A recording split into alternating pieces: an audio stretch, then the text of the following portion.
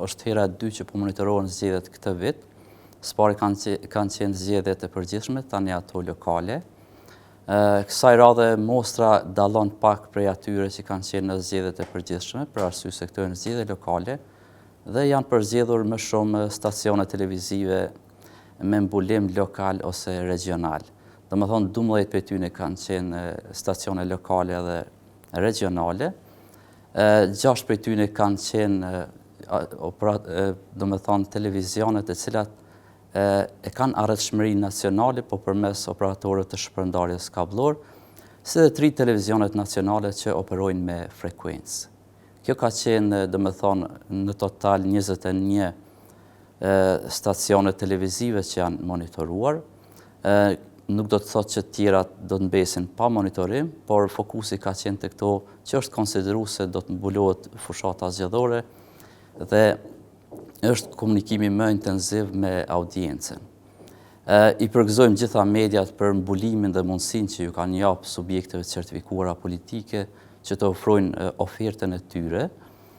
Mendoj që kanë kryer punë jashtëzakonisht të mirë, por gjithsesi kemi identifikuar edhe probleme të cilat kanë qenë me raste edhe herën e kaluar në zgjedhjet e përgjithshme, por ka disa edhe tjera që janë specifike në këto zgjedhje. Problemet kryesore kanë qenë me mosofrimin e editarëve të cilat janë të obliguar, domethënë televizionet dhe ofruesit e shërbimeve mediale në përgjithësi, të cilat e mbulojnë fushatën zgjedhore.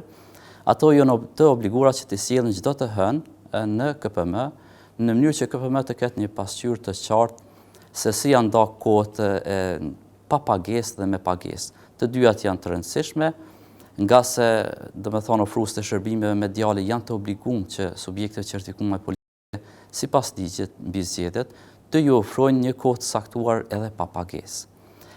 Ndërsa pjesa tjetër me pagesë duhet të jetë patjetër e balancuar. Gjithsesi, edhe pjesa pa pagesë, edhe pjesa me pagesë duhet të jenë të balancuar, nga se ne mendojmë se integriteti i zgjedhjeve është i ndërlidhur edhe me integritetin e vetë mediave të cilat i manifestojnë operimet e tyre në gjatë fushatës zgjedhore.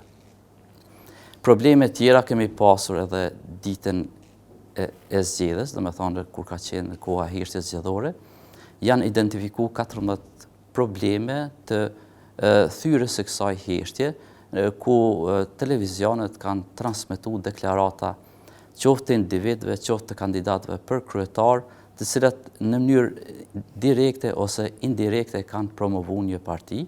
Kemi pas rastin edhe një konferencë për shtyp të mbajtur nga një parti politike, ku është vërejtur logoja e saj ditën e zgjedhjeve, e cila nuk është e lejuar, respektivisht televizionet do duhet të shmangnin këto pamje. Ka raste të cilat disa televizione i kanë shmangur këto, por disa të tjera jo. Në total kemi rreth 100 raste të shkeljeve, ku thash e prin rreth 40 për tyne janë shkelje për shkak që nuk janë sjellur ditaret me pagesë dhe pa pagesë.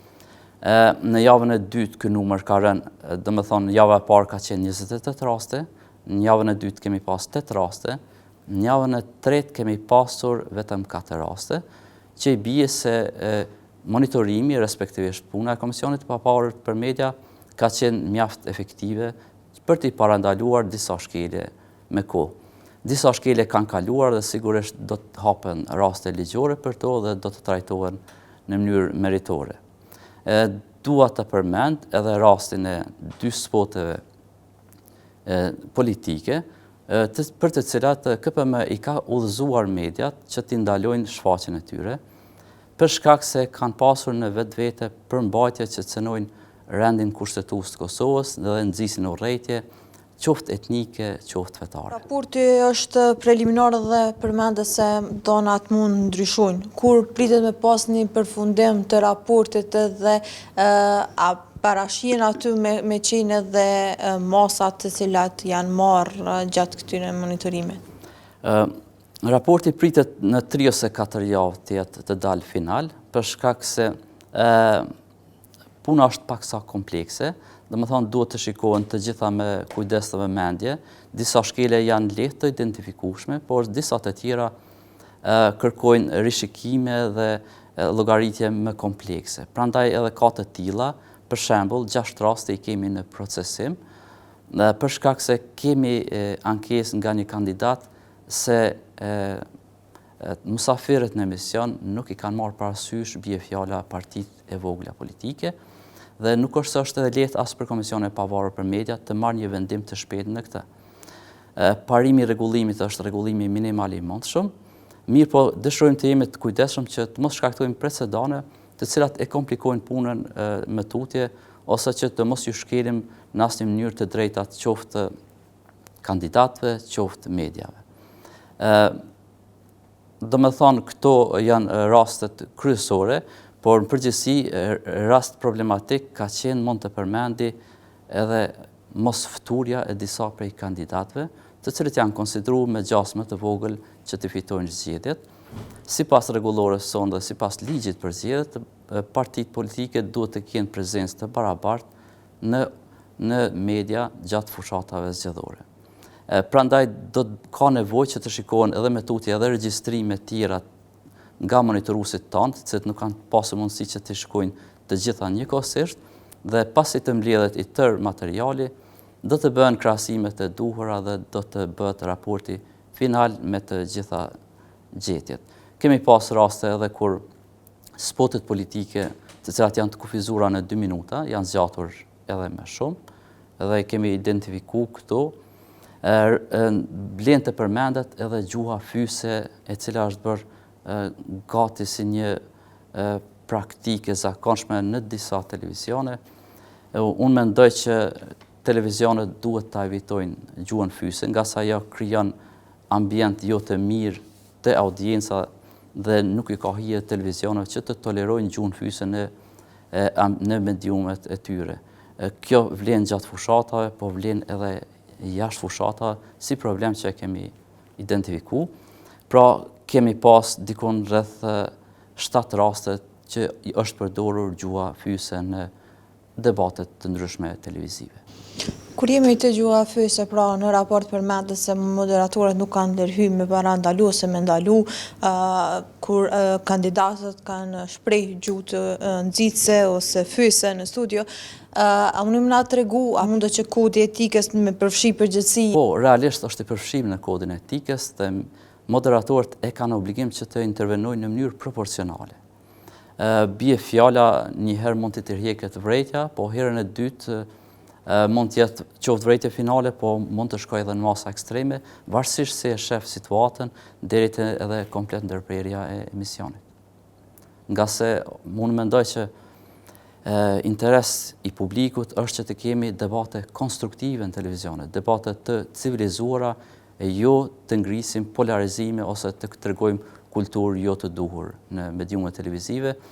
Mendoj që është interes publik dhe mendoj që është interes edhe I vetë mediumeve që të shfaqin dhe ofrojnë kulturë të lartë debatuese në mediat e tyre. Nuk duhet të kemi, nëse mund ta quajmë ashtu, në emisionet debat të ftuar të cilat janë komplet të njanshëm, do me thonë dhe vetë debati mos të duket që është realisht debat, por edhe nuk duhet të kemi debate të acaruara në masën të cilat I shohim nga njëherë duke përdorur edhe gjuhë fyse ose irrituese për publikun. Misioni I mediave duhet të jetë me inspiru zgjedhje dhe duhet të jetë me inspiru zgjidhje dhe me ofru zgjidhje për aq sa është në kompetencën e tyre. Me informu sakt publikun, me I shmang sa të mundet lajmet e rreme, dhe me I shmang, do me thonë, me pas kujdesin që ato në asnjë mënyrë të mos shfaqen në televizion apo radio. Në raport përmendet edhe përfshirja fëmijëve në spote politike, cilat janë masa që KPM ka marrë apo planifikon të ndërmarrë për këtë shkelje? Fatkeqësisht kjo është përsëritur prap, ka qenë edhe herën e kaluar, më duhet të përmend se KPM vetëm këtë vit ka organizuar mbi 5 takime me gjithë ofrues të shërbimeve mediale. I kemi informu edhe përmes emaileve, I kemi informu edhe përmes webfaqes sonë, mendoj që kjo nuk do duhet të përsëritej, jemi të befasuar pse në vazhdimsi ndodh kjo, dhe sigurisht që për shkeljet të cilat përsëriten, mediumet mendoj se duhet të marrin një gjobë të caktuar. Në fillim përmendet që ka pasur gjatë monitorimit ka pasur edhe ulje të rasteve si shkak i monitorimit. A mundi më na tregu çka saktësisht ka ndikuar në çdo ulje në rasteve, janë paralajmëruar mediat, a janë njoftuar për shkeljet që janë duke i bërë? Po pikërisht, ne edhe domethënë fillim të viti kemi pas takime regionale, por para fillimit të zgjedhjeve lokale të fushatës në të vërtetë kemi organizuar një takim prapë me të gjithë mediumet dhe i kemi bërë me dije edhe i kemi lutur aq sa kemi mundur që të mos i përsërisin këto gjëra. Megjithatë, unë mendoj që media duhet të jenë shembull për shoqërinë, për shkak se ato i korrigjojnë edhe institucionet për punë që kryjnë ose që nuk i kryjnë.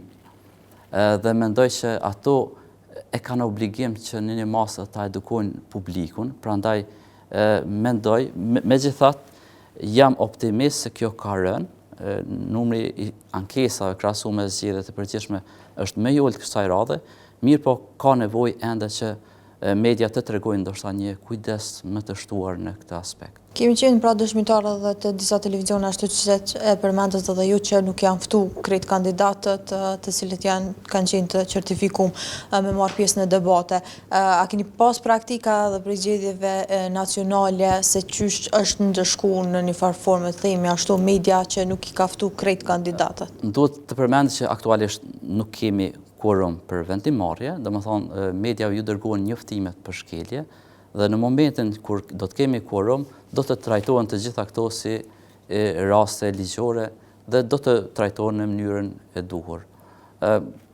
Është pak zhgënjyese pse ka ndodhur kjo, realisht e kanë pas të qarta, mendoj gjitha mediat se koha duhet të ofrohet njëjtë për të gjithë subjektet e certifikuara politike, për gjithë kandidat pavarësisht nëse paragjykohen që janë me potencial të lartë për të zgjedhur ose jo.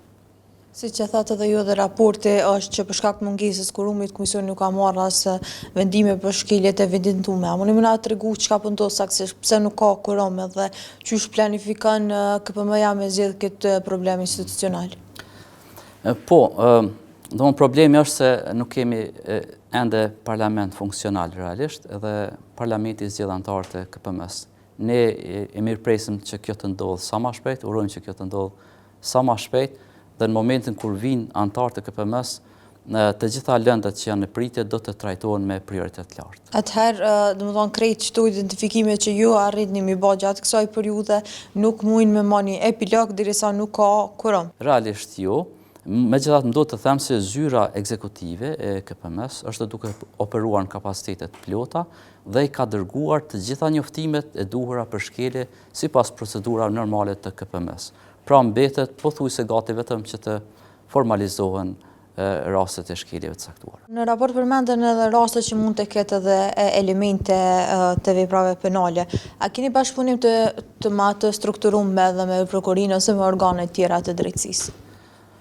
Po, nuk është se kemi një marrëveshje bashkëpunimi ta quajmë direkte, megjithatë na kemi bashkëpunim me disa institucione përfshirë edhe prokurorinë gjatë organizimit të fushatës së zgjedhjeve. Kemi pasur një takim në Komisionin Qendror të Zgjedhjeve për të koordinuar të gjitha aktivitetet dhe në momentin kur vrejmë diçka sigurisht se bashkëpunimi nuk do të mungohet. Raporti përmend edhe analizën gjinore dhe përfshirjen e personave me aftësi të kufizuara. A planifikon KPM-ja publikimin e një raporti të veçantë për përfaqësimin në media gjatë fushatës? Po, në raportin final të dyja këto do t'i gjeni, po pra ata në ekipeve profesionale të KPM-s ju duhet ende kohë të shikojnë të gjitha regjistrimet në mënyrë që raporti të jetë i kompletuar. Tashmë keni vetëm një raport preliminar me gjetjet kryesore deri në këtë moment.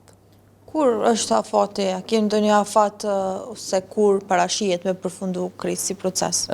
Nuk është se kemi një afat, po synojmë pretendimet tona janë që pas 3 javë të dalim me raportin final, i cili do të publikohet në website-in e KPM-s. A parashihet që mu publiku një bazë publike me të gjitha shkeljet dhe vendimet përkatëse? Të gjitha, secili medium do ta ketë, si me thonë, tiketën e vetë dhe shkeljet e cilat i ka bë. Kështu që publiku dhe mediat do të jenë në gjendje të shohin të gjitha shkeljet e shkaktuara nga secili ofruesi shërbime mediale në detaje. Pra, raporti pretendojmë që do të jetë i kompletuar. A ka pas ndonjë reagim prej mediave pas publikimit të raportit, apo janë pajtu të gjithë me gjetjet? Nuk ka pas asnjë reagim, unë kam përshtypjen që janë koshient për shkeljet e bëra. E kemi pa dhe në rrjetet sociale, saktësisht në Facebook, që një kandidate për kryetare të komunës së Prishtinës ka deklaruar publikisht që ka me dorëzuar ankesën në KPM për shkak se nuk është ftuar në një debat të zgjedhor. A mundi na tregu në rastin konkret dhe në përgjithësi se cilat janë masa ndëshkuese? Po, domethënë kemi pas probleme të tilla edhe sipas ligjit të KPM-s, masat sanksionuese janë prej 1.000 deri në 100.000 euro nëse flasim për gjoba. Mund të pranohen edhe masa sanksione tjera, siç mund të jetë një vrejtje, po ekipet tona profesionale e vlerësojnë masën e shkeljes që është bërë. Domethënë pak a shumë kjo mbetet në diskrecionin e KPM-s me vendos se cili do të jetë niveli i gjobës. Mirë po, ka rëndësi domethënë shkalla e shkeljes edhe nëse është ajo shkelje e përsëritur apo po ndodh për herë të parë. Pritjet e mia do pres çfarë rekomandimi do vinë nga zyra ekzekutive, po pritjet e mia janë se do të ketë një gjobë për këtë rast, për shkak se është shumë e ndjeshme çështja e ofrimit të barabartë të kohës për gjitha subjektet e certifikuara politike. Pra me rregullore dhe me ligj, gjitha mediumet janë të obliguara që të mbulojnë fushatën zgjedhore në mënyrë të drejtë dhe në mënyrë të balancuar. Me këtë rast konsiderojmë që ka një dështim këtë pikë dhe sigurisht se do presim një vlerësim profesional nga zyra ekzekutive lidhur me masën sanksionuese në këtë rast, por jo vetëm këtë rast, por edhe në raste të tjera. Në raste të tjera, ka pasur kandidatë të tjerë që kanë dërguar ankesën në KPM për shkak të mospërfshirjes në debat, apo janë si shkak i monitorimit juaj? Ka pas edhe ankesë, po është vrejt mendoj dhe është identifikuar edhe nga ana e monitorimit se kemi pasur ca raste të tilla.